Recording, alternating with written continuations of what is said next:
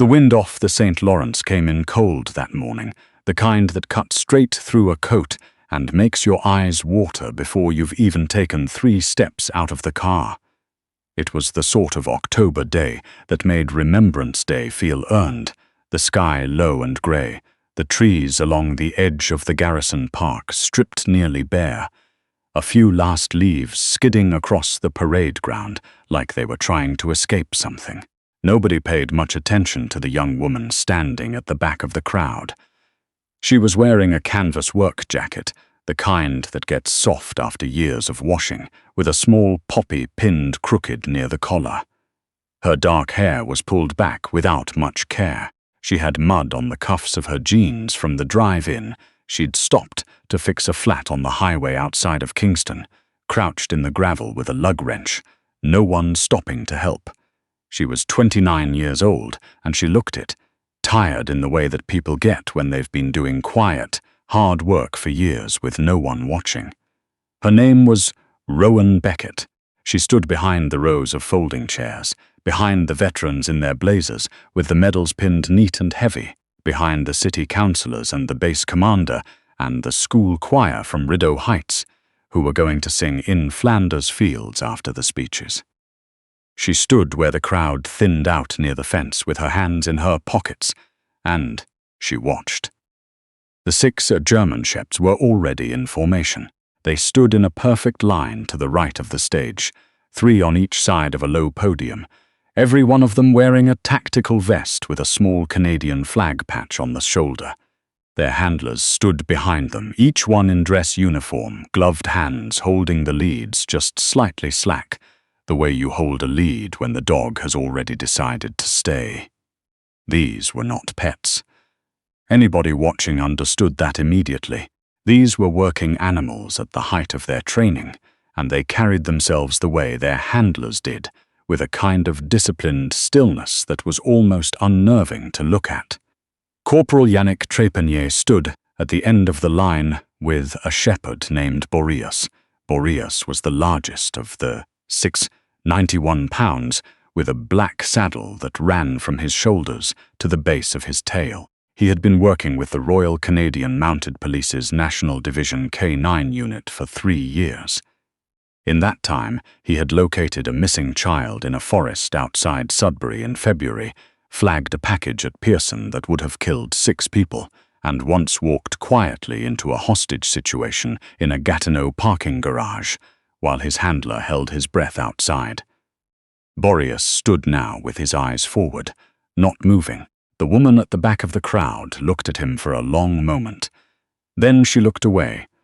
The ceremony began the way these ceremonies always begin, with a silence that takes a few seconds to settle, because there are always people still murmuring, still finding their seats, still fishing through bags for programs. The base chaplain said a few words. The city councillor said a few more. The base commander, a tall man named Lieutenant Colonel David Presley, spoke about sacrifice and service in the measured, careful cadence of someone who had given this speech many times, and still meant every word of it.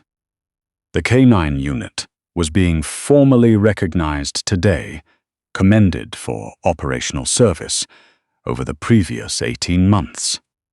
There would be a citation read aloud. There would be photographs. There would be a plaque mounted later on the wall of the K9 facility, out on the base, next to the others. It was a good ceremony. Respectful. Organized. Nobody was watching Rowan Beckett. She had moved slightly closer during the speeches, edging along the fence until she was maybe 20 feet from the edge of the rope barrier that separated the crowd from the formation area. She wasn't trying to get closer to the stage. She was standing quietly, her eyes on the dogs, and something in her expression had shifted, something careful, like a person trying to hold themselves very still around something fragile. The wind moved across the parade ground. Boreas lifted his nose. It was the kind of motion that, if you weren't watching closely, you'd miss entirely. Just the smallest tilt of the head, the nostrils working. His handler didn't notice. The chaplain was reading the citation now, and the crowd was quiet, and everyone's attention was on the stage. Boreas turned his head 45 degrees to the left. He looked directly at the young woman by the fence. His tail moved. Once. Twice. The kind that means something certain, not something excited. Recognition, not greeting. Then he made a sound. It wasn't a bark. It wasn't a growl. It was a low sound from somewhere deep in his chest, almost below the range of hearing, and Corporal Trepanier felt it before he heard it. He looked down. Boreas was already shifting his weight forward, the lead going taut, and Trepanier pulled back automatically. A short, firm correction. The dog stopped, stood still, for about 4 seconds. Then Boreas pulled again, harder this time, and this time the correction didn't hold, and the lead slipped through Trepanier's grip and Boreas was moving, not running, but walking with a kind of unstoppable intention straight toward the fence, toward the woman in the canvas jacket. Trepanier grabbed the lead. "Boreas! Foos!"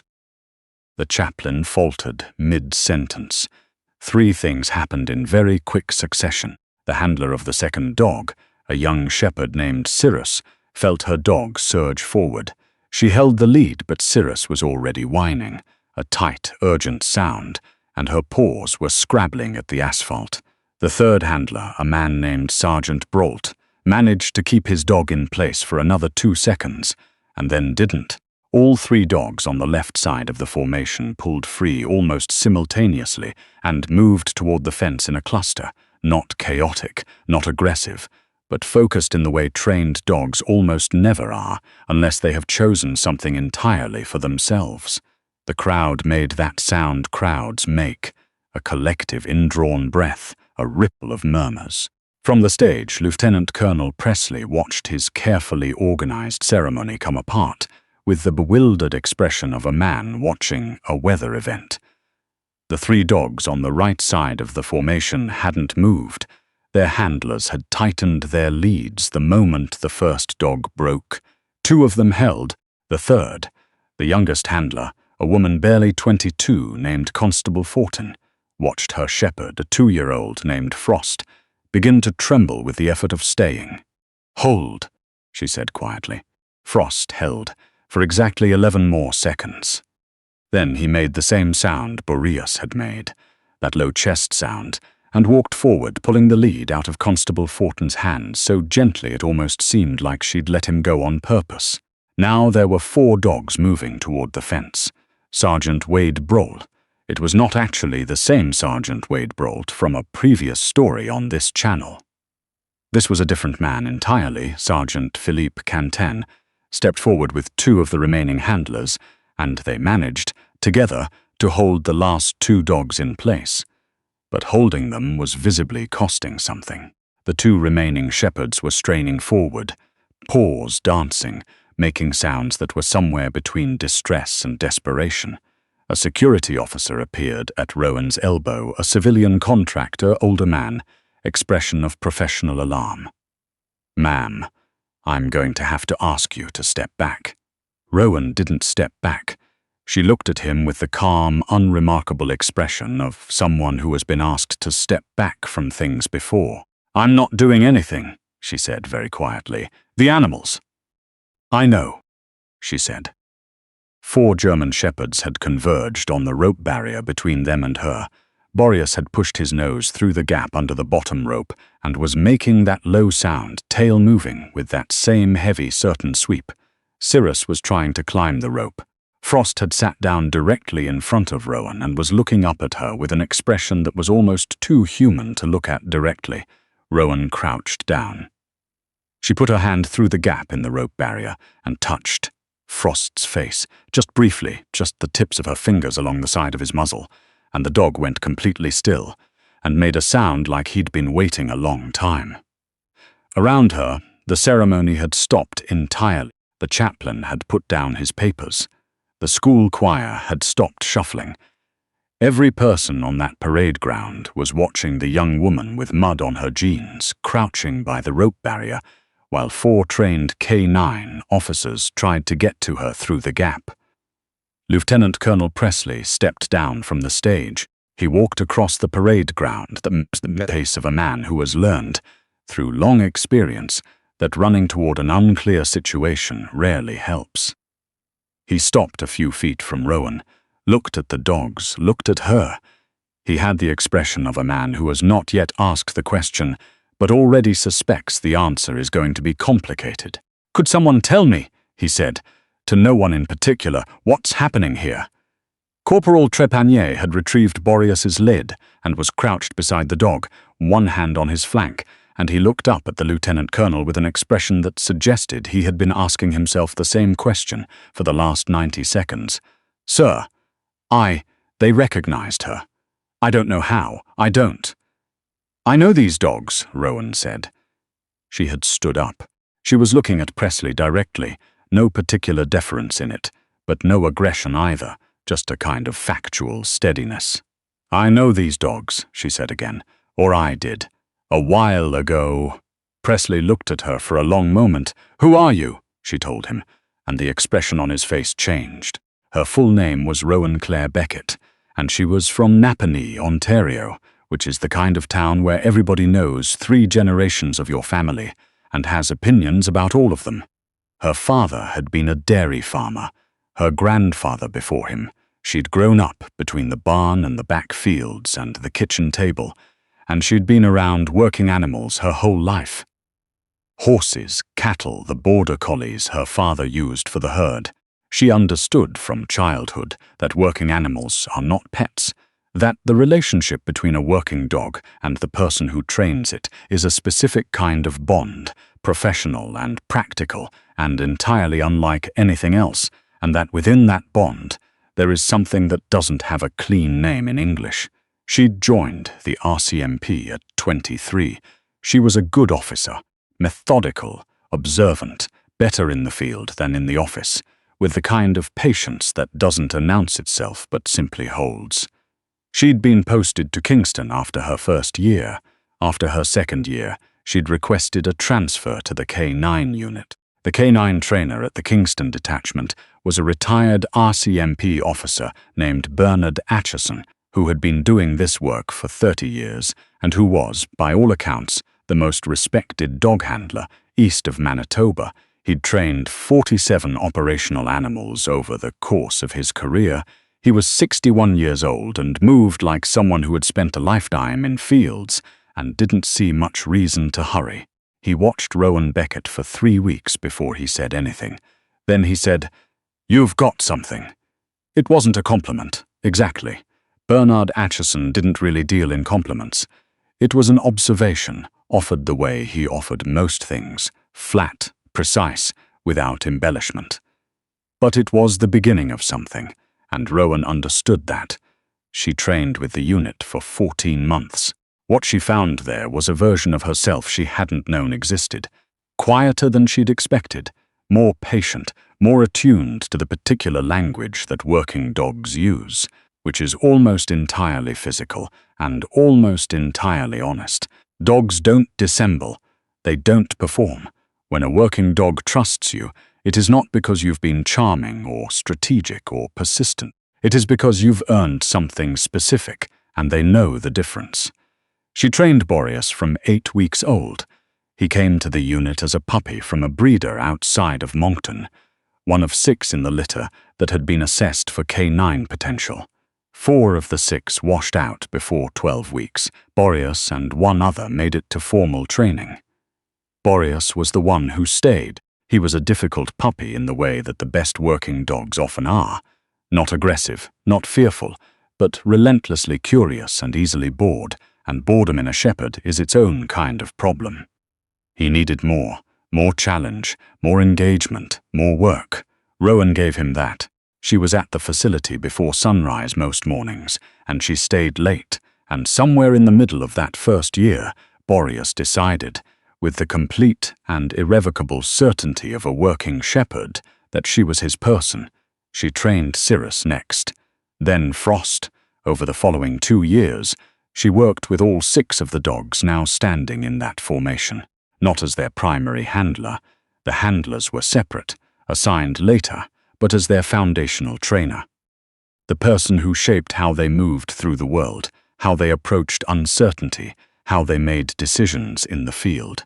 In the working dog world, that relationship has a specific name. It's called the imprint bond. And it doesn't go away. In the spring of the previous year, a series of break-ins at the Kingston K9 facility had gone unsolved for 6 weeks. Equipment, training records, some medications kept for the animals. The thefts were professionally done. No obvious signs of forced entry, nothing on the cameras that was useful. The investigating officer had concluded, eventually, that the perpetrator had inside knowledge of the facility layout. In the process of that investigation, Rowan Beckett had been placed on administrative leave. Not charged, not formally accused, but the leave coincided directly with the investigation, and in small professional communities, the timing of these things says everything without saying anything. She was 28 years old. She had given 4 years to the work. She packed a bag, drove back to Napanee, and spent the following 8 months doing contract work for a livestock operation outside of town, while the RCMP conducted their review. She didn't tell anyone what the leave was about. She didn't go back to Kingston. She didn't reach out to the unit, or to Bernard Atchison, or to any of the handlers. She understood, without being told, that contact wasn't appropriate while the review was ongoing. She got up at 5 in the morning and worked with the cattle, and came home in the evening and sat at the kitchen table with a cup of tea and read, and did not look at her phone very much. The actual perpetrator was identified 6 months after her leave began. His name was Curtis Malone, a civilian contractor who had been doing maintenance work at the facility for 3 years. The break-ins had been motivated by access to the medications. He'd been selling controlled veterinary pharmaceuticals. It had nothing to do with Rowan Beckett. The RCMP issued a formal notice to her clearing her of any association. The notice came by email on a Tuesday afternoon in August. She read it twice, forwarded it to her personal file folder, made dinner, went to bed. She had not yet decided what to do about any of it. Then the invitation came. It wasn't addressed to her specifically. It was a general notice sent to RCMP alumni and retired personnel, announcing the Garrison Park ceremony and the commendation for the K9 unit. She almost didn't go. She sat with the invitation for 3 days, and then she drove to Kingston on a cold October morning, with mud on her jeans from fixing a flat on the highway, and she stood at the back of the crowd, and she watched. She had not planned for any of what happened next. Lieutenant Colonel Presley was a practical man. He had been in the Canadian Forces for 23 years, and he had a particular kind of intelligence that expresses itself, not in speeches, but in the ability to rapidly assess a situation and understand what is actually happening versus what appears to be happening. What appeared to be happening was that a young woman with mud on her jeans had disrupted a formal ceremony by causing 6 trained K9 dogs to abandon their positions. What was actually happening was something else entirely. He asked Rowan to come with him. Not in the tone of someone issuing an order, but in the tone of someone who wants to have a conversation somewhere quieter. They walked to the edge of the parade ground, away from the crowd, and Corporal Trepanier followed with Boreas, who walked at his heel but kept his head turned toward Rowan, in a way that was almost comically obvious. Presley listened while Rowan explained who she was and what her connection to the dogs was. He didn't interrupt. He had the quality of a good listener, which is rarer in senior officers than it should be. When she finished, he was quiet for a moment. "The review," he said. "It's been concluded." "Cleared." "August." He nodded slowly. He looked at Boreas. Boreas was sitting very close to Rowan's left leg, not touching her, but as close as he could get without contact. His tail was moving steadily. "You trained all 6, Presley said. "Yes. From 8 weeks. Boreas. "Yes. The others from 10, 12 weeks. Except Frost. He came to us at 14 weeks, which is late. He needed more time." Presley looked at the dog, then back at her. He was doing some kind of internal calculation that she couldn't read. Then he turned and looked at the crowd, which had resumed a kind of uncertain milling. The ceremony had not formally resumed. The school choir was standing in a cluster. Looking at their conductor, the veterans were talking among themselves in low voices and the city councillor was checking his phone with the expression of a man who would have preferred this to remain on schedule. "Can I ask you something?" Presley said. "Yes. Why did you come today?" She thought about it, not in the way of someone stalling, but in the way of someone who has not yet said this out loud and wants to say it accurately. "I don't know," she said. "I think I needed to see them." Presley looked at her for a long moment. Then he made a decision. She could see the moment it happened, some small shift in his posture, the way the calculation resolved itself. "Come with me," he said. He walked her back to the ceremony area. The crowd watched them come. Some of the veterans stood up. The chaplain straightened. Presley spoke briefly to Sergeant Cantin and the remaining handlers, and then he went to the podium, not the base commander's podium, but the simple one at the front where the chaplain had been standing. And he waited for the murmurs to settle. This ceremony was organized to commend 6 animals and their handlers for service, he said. What we didn't know, when we planned it, was that we had missed someone. He paused. The dogs knew. He didn't explain further. He didn't give a speech. He simply looked at Rowan and nodded, and Sergeant Cantin released the leads he'd been holding, all 6 of them, one after another. What happened next was something that most of the people in that crowd would talk about for years. 6 German shepherds moved toward a young woman in a canvas jacket, and it was not chaotic, and it was not aggressive, and it was not even really surprising once it began. It was just very quiet, and very certain, and very complete. Boreas reached her first and pushed his head against her chest, and she wrapped both arms around his neck and pressed her face into his fur and didn't say anything. Cirrus sat at her left knee. Frost pushed in from the right. The other 3 arranged themselves around her in a loose circle, some standing, some sitting, all of them still in that particular way that working dogs get when something important has been resolved. The crowd was silent.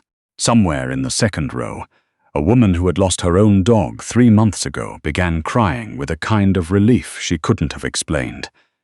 A veteran in a blazer with a career medal on the breast pocket reached over and took his wife's hand without looking at her. The school choir conductor put her hand over her mouth. Rowan didn't cry right away. She held Boreas for a long time, face in his fur, and then she pulled back and looked at him, and he looked back at her with those pale amber eyes that working shepherds sometimes have, and she said something quietly that no one else could hear. She cried a little then, not the dramatic kind, just the quiet kind that comes when something has been held for a long time and is finally allowed to set down. The review would have been reopened whether she asked or not. That was Presley's position, and he stated it clearly to the civilian liaison before the day was over. Rowan had not asked. She had not, in fact, asked for anything, which was something that struck several people as notable, and was eventually mentioned by Bernard Ascherson, who had arrived at the ceremony late and slightly out of breath, having heard about it from Corporal Trepanier via text message. Atchison was 62 now, retired by 6 months, and he walked across the Garrison Park parade ground with the same unhurried stride he brought to everything, and he stopped in front of Rowan, and he looked at her the way he always looked at her, assessing, direct, without the softening that other people added to their expressions when they were about to say something significant. "You should come back," he said. He said. "They cleared me," she said. "It doesn't automatically. I know what it automatically does and doesn't do," he said. "I'm telling you to come back." She looked at him. He was one of the people she trusted most in the world, which was a small category. She thought about the Napanee kitchen and the early mornings, with the cattle and the Tuesday email in August. She thought about the drive down today, the flat tire, the cold wind, the feeling she'd had standing at the back of the crowd, that she was watching something that should include her but didn't. "The unit needs a trainer," Atchison said. "The 3 youngest dogs need to go to the next assessment level by spring. There are 2 new puppies coming from Moncton in January, 11 weeks old." He paused. "I told Presley you'd want to meet them. You told him that before you talked to me." "Yes." She shook her head, but something had shifted in her expression. Something that had been carefully held in place for 8 months was beginning, slowly, to release. Boreas had not moved from her side. He was leaning against her leg now with his full weight, in the way that large shepherds do when they've decided something is permanent. She put her hand on his head. He didn't move. "When do the puppies arrive?" she said. "January 14th, Acheson said. I told them you'd call to confirm the pickup." She looked at him for a long moment. "You're very confident. One of us should be," he said. The formal reinstatement took 4 months, which is how long paperwork takes when it moves at the speed of a government institution. There were forms and meetings and a final review with a panel in Ottawa, which Rowan attended in a new blazers that she bought specifically for the occasion and found slightly uncomfortable throughout. The panel asked her a series of questions. She answered them the way she answered most things, directly, without embellishment, without the performative humility that these proceedings sometimes seem to invite. She drove back to Kingston that evening and stopped at the facility. It was after hours. The overnight handler, a young constable from Truro, was doing rounds. He let her in without question. Her clearance had been restored. It was in the system. She walked to the kennel block and stood outside the run, where the 2 new puppies were sleeping in a pile, 10 weeks old now, paws twitching with dreams. She stood there for a while in the quiet. Then she went home and ate dinner and went to bed. And the next morning she was at the facility at 5:15, which was 17 minutes earlier than her previous record. Because the puppies would need feeding, and it was already February and there was work to do.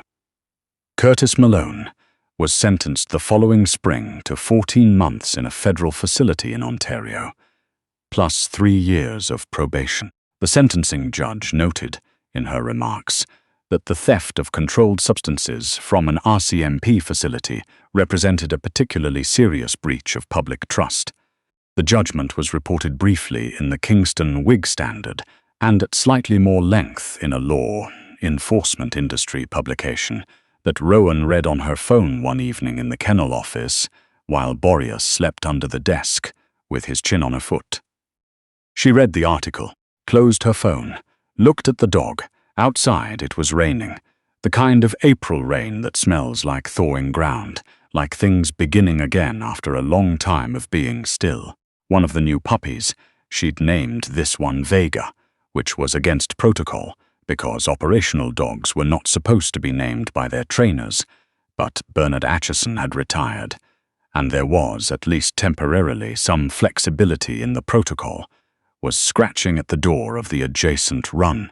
Rowan got up and opened the door and sat down on the floor, and Vega climbed into her lap and fell asleep, which is what puppies do when they have been given the specific gift of a person who knows exactly what they need. And that was enough. That was, for now, entirely enough.